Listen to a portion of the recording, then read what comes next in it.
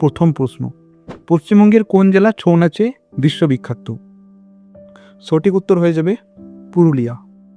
দ্বিতীয় প্রশ্ন, গম্ভীরা কোন জেলার লোকসঙ্গীত?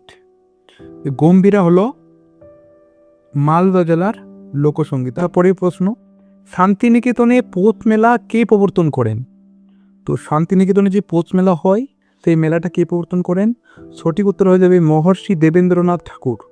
নেক্সট, টেরাকোটা বা পোড়ামাটির কাজের জন্য বিখ্যাত গ্রাম কোনটি?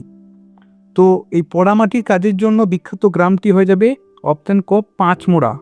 তো সঠিক। নেক্সট প্রশ্ন, বাংলার টপ্পা গানের প্রবর্তক কে? টপ্পা গানের প্রবর্তক কে ছিলেন?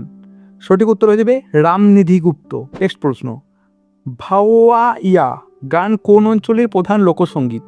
তো ভাওয়াইয়া একটা হচ্ছে গান যেটা কিন্তু হচ্ছে উত্তরবঙ্গের প্রধান লোকসঙ্গীত। নেক্সট প্রশ্ন, শান্তিনিকেতনের বিখ্যাত বসন্ত উৎসব কে শুরু করেন?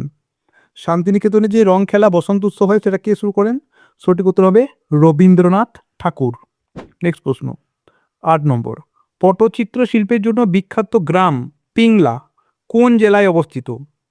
তার সঠিক উত্তর হয়ে যাবে অপশন খ পশ্চিম মেদিনীপুর। 9 নম্বর, টুসু উৎসব প্রধানত কোন মাসে পালিত হয়?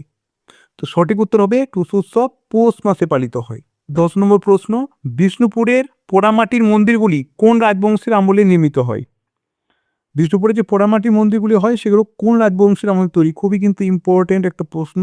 তো সঠিক উত্তর হয়ে যাবে অপশন গ মল্ল বংশের আমলে। তো এই ছিল 10টা প্রশ্ন। যাদের পিডিএফটা লাগবে তারা এই নাম্বারে